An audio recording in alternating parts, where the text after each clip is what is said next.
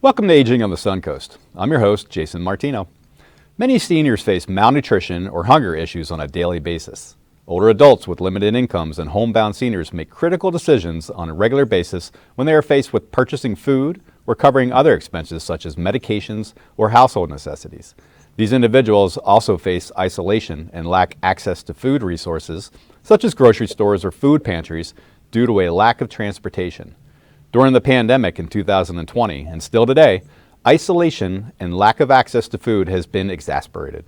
The Area Agency on Aging of Pasco and Pinellas partners with organizations that serve seniors within their home and within the community. Without these partners, we could not achieve our mutual vision of promoting independence and better nutrition while we work to eliminate senior hunger. To help us understand what types of resources are available to promote better nutrition and de-isolation, we've invited Anita Frankheiser, the Director of Nutrition with Neighborly Care Network located in Pinellas County, and Tom Snee, the Senior Services Manager with Pasco County Senior Services.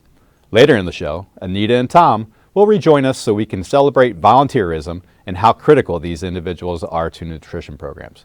So Anita, welcome back to Aging on the Suncoast. This is not your first time, and we appreciate you participating again. It's great to be here. Thank you. And Tom, it's good to see you as well. We've known each other for a number of years, but this is your first show, and you have so much to tell us about all the cool things that you're doing up in Pasco County. Yes, sir. Great to be here, Jason. Yeah. Tom, why don't we start with you? Why don't you tell us a little bit about Pasco Senior Services and who you are and what you do? Sure. Pasco County Senior Services got our start back in 1977. We're a local government, county government. We're under the Public Services branch, part of the Community Services Department. Yep, and doing great things. And Anita, you've worked with Neighborly Care Network for some time, a not-for-profit. Why don't you tell us a little bit about who Neighborly Care Network is and what they do? Yeah, Neighborly Care Network is a private nonprofit. We've been around since 1966, and we were actually one of the first Meals on Wheels and adult day centers in our area. And we've since continued that legacy. We now have 10 nutrition sites, 3 adult day centers, and transportation program for all free services for seniors, people over age 60 in Pinellas. You're really serving seniors holistically over there.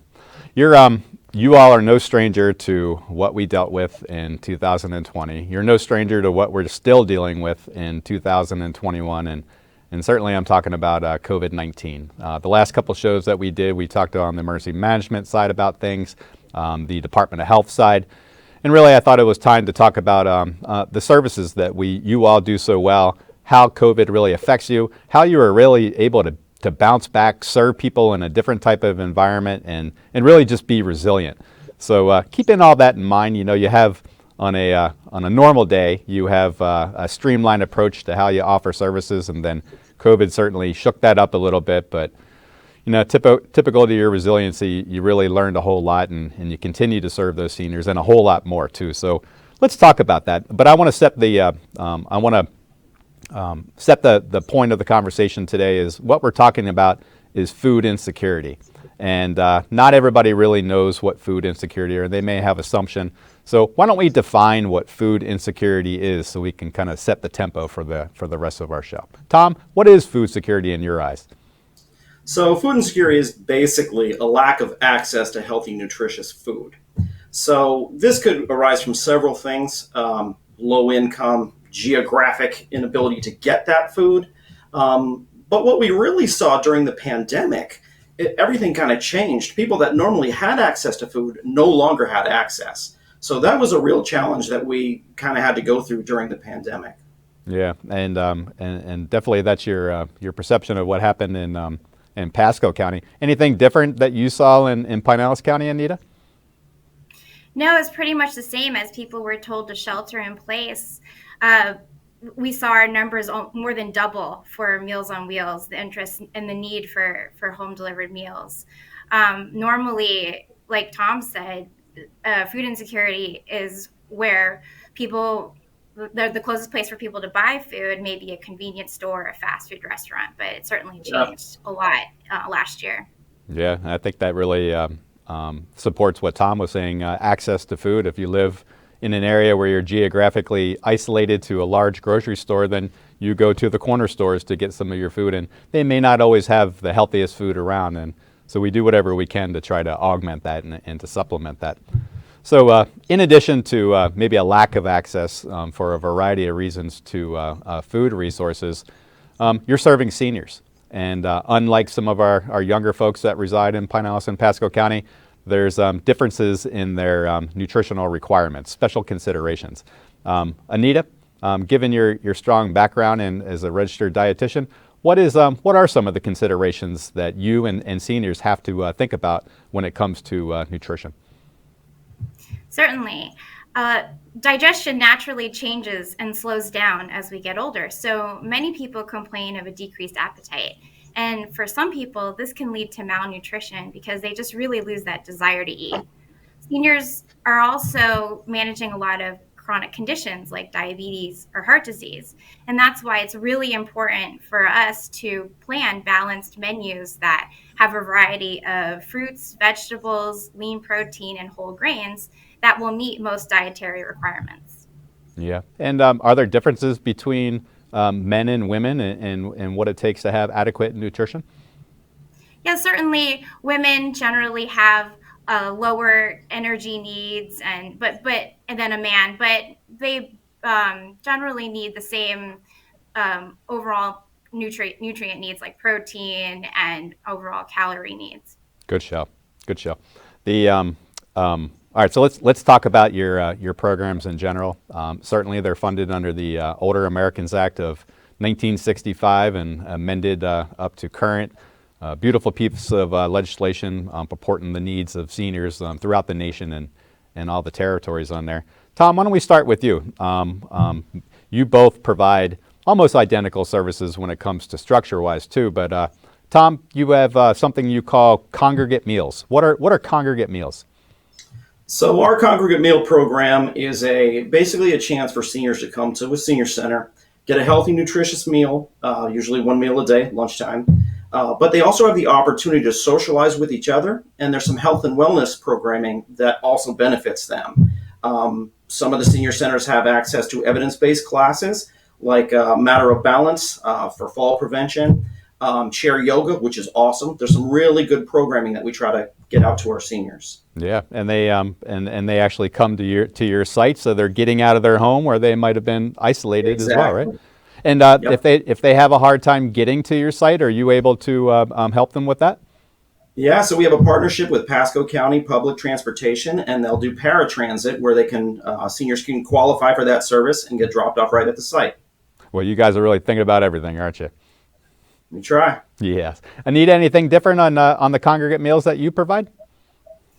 I think it's really touching to see the relationships that they forge at the sites. I know this group of ladies in our Palm Harbor site, and getting to know each other through attending the Congregate Dining program, they learned that they live in the same apartment complex. And now, in addition to having lunch together throughout the week, they also have dinner together. So that's really, really neat to see.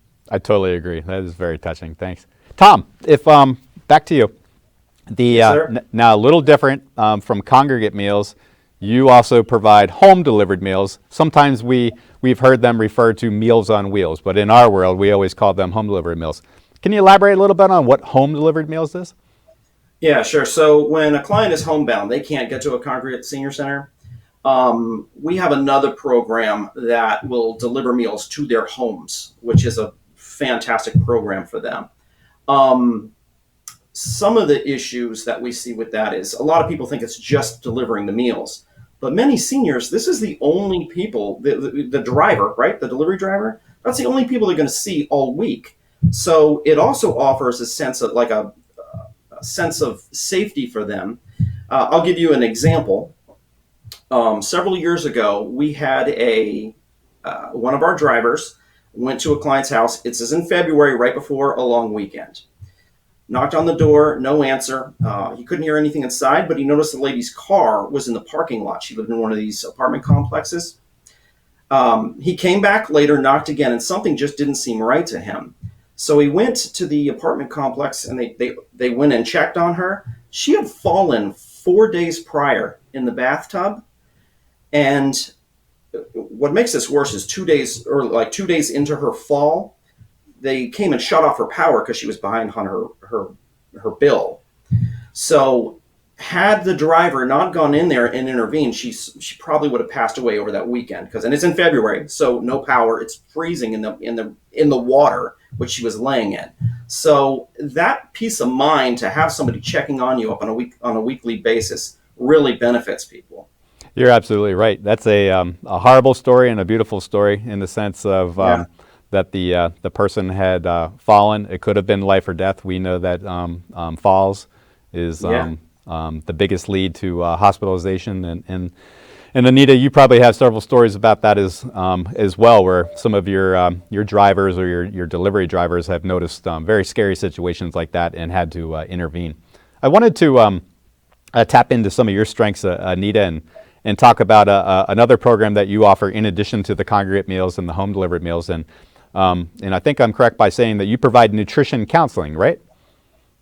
Yes, nutrition counseling is a free service offered to all nutrition clients. It's offered by a registered dietitian, where we meet one-on-one with the client to identify and address any nutrition-related problems that they may have. And then we help them make goals and a plan to meet their lifestyle, to meet their health goals. So, for example, someone that may have high blood pressure, we can review their diet, maybe look for some of those high salt foods and help them make better choices to help lower their blood pressure and ideally their reliance on medications. And then we can also follow up with any physicians or family members that may have made that referral. Yeah, that's what a great advantage for that client. They're not only getting a congregate meal or a home delivered meal, but they're also getting some professional counseling to help them with better nutrition, because certainly they're either they're homebound, like Tom was saying earlier, or they go to the congregate site. So you just see them a blip in time sometimes, and so they have the rest of the course of their day to hopefully take things well into consideration about better nutrition. Your counseling is definitely going to help with that. So in addition to your counseling, with the multitudes, and I know for a fact that you're serving thousands of individuals around both of your counties, you're also providing nutrition education. What's the difference between education and actually counseling? Yeah, so nutrition education is also planned by a registered dietitian, and we plan monthly topics based on specific needs for seniors, like low fiber intake and bone health. And these topics are distributed via handouts with the monthly menus. And if you go to one of our congregate sites or our senior cafes, you can attend a live class with a registered dietitian where we'll do food demos or taste tests of the produce of the month. So in the past, we've taught people how to choose and cut and prepare mangoes or avocados. And we've done taste tests of frozen yogurt bark. Again, you guys are serving folks holistically. It's not just giving somebody food and saying hello and goodbye. You're doing wraparound services. Pretty awesome. Tom, can we elaborate a little bit on what it takes? What's eligibility look like to get into your programs? Okay, so for a congregate program, it's going to be 60 plus years of age, and then a spouse of an eligible client, regardless of age. And then if you have let's say the eligible client is a caregiver for a disabled person, regardless of age, they'll also be qualified to come in and get a meal when they come to the senior center. Also volunteers who are volunteering during the meal hours, they can also get a meal. Yeah. That's for congregate. Yeah, for sure. And why not? Why not celebrate volunteers with a meal as well? They're doing some hard work, and we're going to talk about that later. Any differences in eligibility for your programs, Anita, or is it the same as Tom's? It's the same. Yeah, and is it pretty easy to get a hold of you? Tom, how does one get a hold of you? 834-3340, area code 727. That's awesome. And then, go ahead, Tom.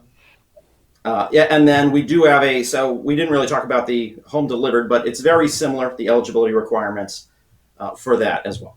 Cool. And Anita, how does one get a hold of you? I think the easiest way is to call our main number, 727-573-9444, or you can also visit our website, www.neighborly.org. Awesome. And we're going to run some graphics that are going to highlight those as well. Please stay with us while we take a short break. As usual, don't forget to have your pen or pencil ready. During the break and at the end of our show, we'll be running contact information for Pasco County Senior Services, Neighborly Care Network, and the Area Agency on Aging Helpline.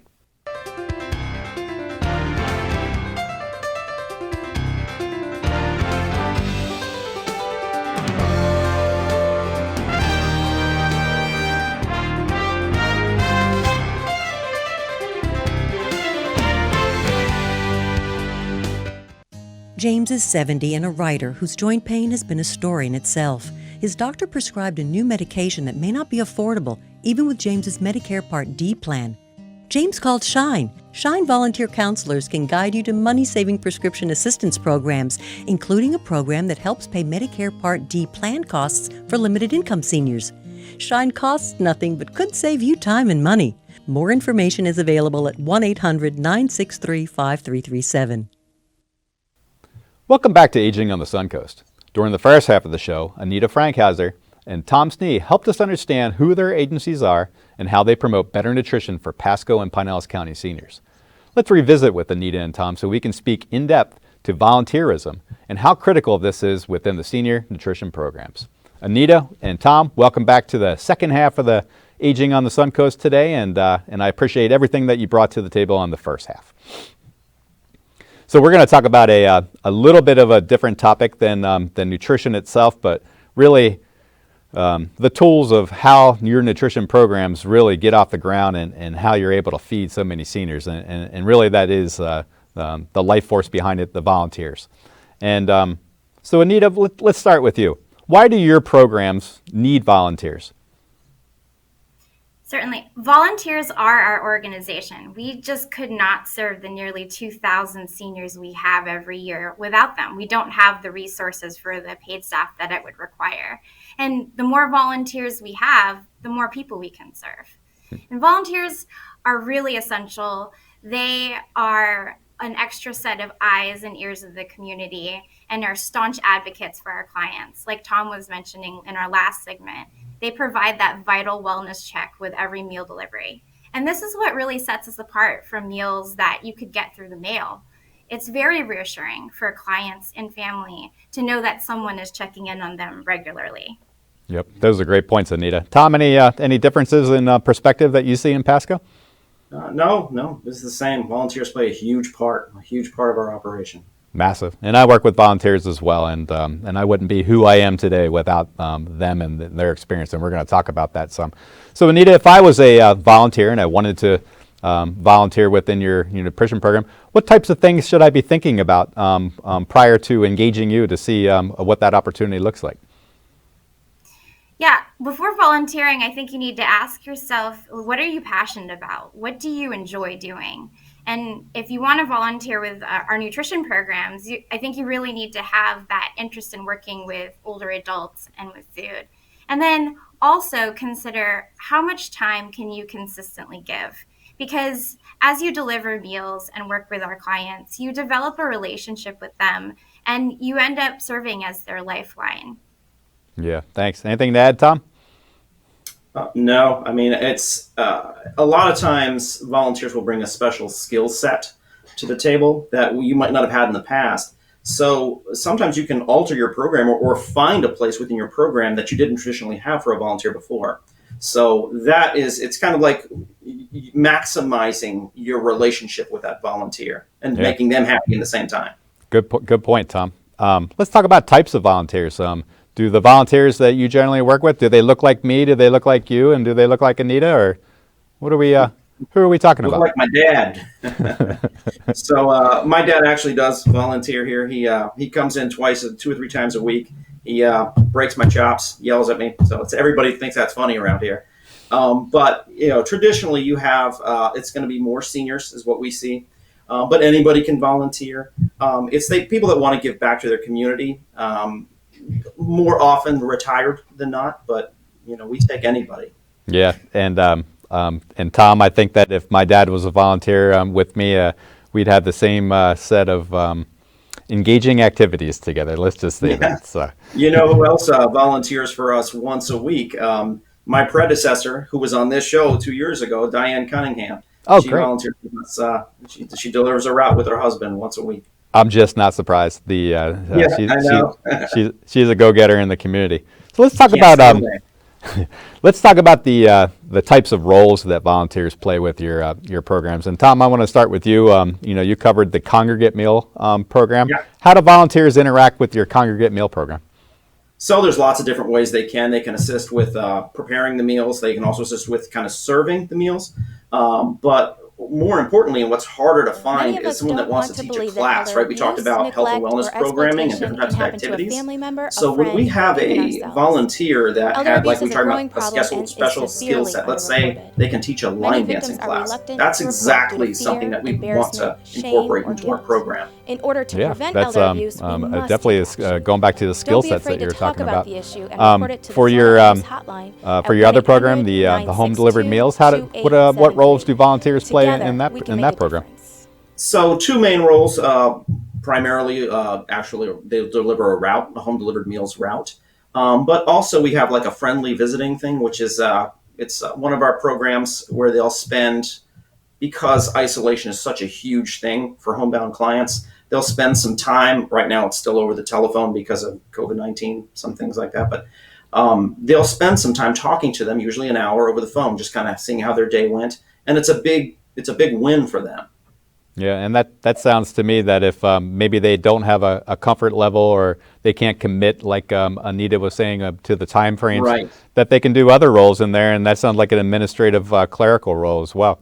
Do we, Yeah. Tom, any other roles they play with in your programs over there? I remember when you and I were talking at one point. I remember a group, they're called Cindy's Pets. Is that what it was? Cindy's Pets, right? So this is a fantastic nonprofit here in Pasco County.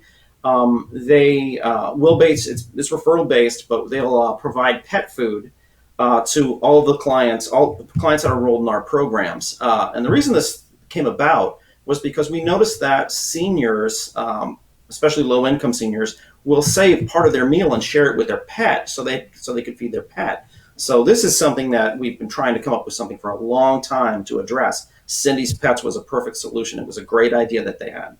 Yeah, how sad that they would be in a position where they had to share the food that they needed with their pet. But then, kudos, yes, exactly, and kudos to you though for finding a gap fill to augment what they to what they were missing in that situation.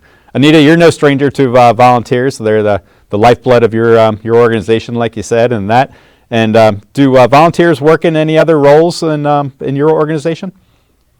Yeah, in addition to the normal Meals on Wheels deliveries, we have an all-volunteer board of directors where we can leverage the experience and expertise of various professions like elder law, banking, business, medicine, and other industries like that. And then we also have, this is a new program for us, we have volunteers taking clients to medical appointments and picking up prescriptions. That's pretty darn wonderful. I love all the innovations that you guys are doing. You guys are machines when it comes to innovating and resiliency. I saw it firsthand with your approach to 2020 and what the pandemic had dealt you, and your ability to not only safely serve seniors within their homes when they couldn't come to your pretty cool sites or cafes to get food, and then the numbers of people that you saw and served during that time frame. It's just phenomenal, and we owe you a great deal of gratitude of keeping everybody safe, healthy, and definitely fed. Volunteers, impact. If I wanted to volunteer, certainly I would hope that good things come from that. What's the impact on your clientele from the volunteers that come in and serve? Anita, what's your thoughts?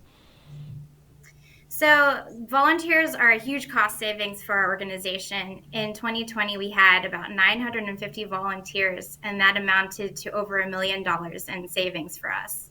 That's awesome. Tom, anything different for you? Yeah, actually significantly different than that. We traditionally do about 350,000 when we count our volunteer hours at $12.50 an hour. But we saw that drastically decrease last year. We're down around $70,000 worth of in-kind volunteer labor. So a lot of volunteers, well, a lot of them worked would come in and volunteer in the senior centers. Whereas we closed all those to the public starting on March 16th of 2020. We didn't just reopen them very recently. So, whereas Anita, well, she's got like 12 million volunteers. It's awesome that they have so many. I think theirs is much stronger on the home delivery side.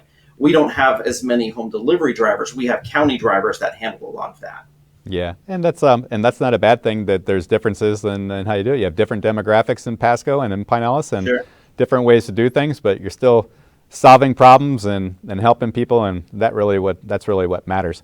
You know, volunteers, when they put forth their energy and their time, I have to imagine that they're getting something out of that as well. Mutual reciprocity, really. They're giving to others, giving to your organization, but they take something. Anita, what do they get out of it? What do you see that they get from volunteering? I think volunteers come to us because they want to help, but they end up staying because it's such a rewarding experience. As I mentioned earlier, a lot of volunteers are newly retired, and they want to stay engaged and connected to their community, and volunteering gives them a sense of purpose every day. Volunteers who serve regularly have lower rates of depression and are happier and live healthier, longer lives. Yeah, what a win-win. You know, you can't beat that. Tom, anything different on your end? No, she hit the nail right on the head. You know, sense of purpose. That's a huge part of it. Yeah. So let's talk about needs. You know, Tom, you jokingly submitted that Anita had to manage 12 million volunteers, which I know is true. But certainly they have ongoing needs for volunteers. Tom, why don't you start? What are your needs today to continue the volunteer approach? Our biggest need is for more programming. If you have a special skill set and are willing to volunteer your time to teach a class on anything that seniors might be interested in, we'd be happy to have it. We do use volunteer drivers. We just don't use them. We don't have as many. So that is something we would like more of. But, you know, we also do have county drivers. Awesome. Yeah, a lot of talents out there, and they can bring a whole bunch of expertise to the table. Anita, what are your needs? What does that look like? Pretty similar. We're always looking for people who can do something at our senior cafes, and there's always room for people who want to drive, deliver meals, take clients to appointments, make phone calls. Really, we can't have too many volunteers. Yeah, and so again, you know, we'll pump it up if you have a want or a desire to volunteer.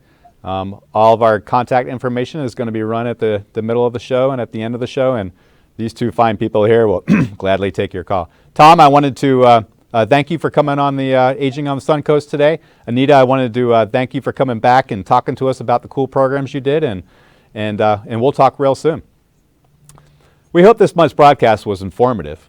We wouldn't have these resources without great organizations like Neighborly Care Network and Pasco County Senior Services. We also can't thank volunteers enough for everything they do each and every day. We'll see you next month, and until then, please make every use of the food resources we showcase today. And again, if you are looking for a volunteer opportunity, these organizations will gladly take your call.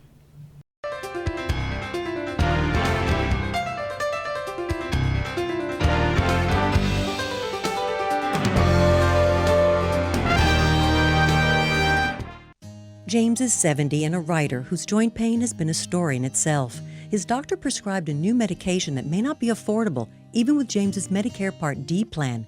James called Shine. Shine volunteer counselors can guide you to money-saving prescription assistance programs, including a program that helps pay Medicare Part D plan costs for limited-income seniors.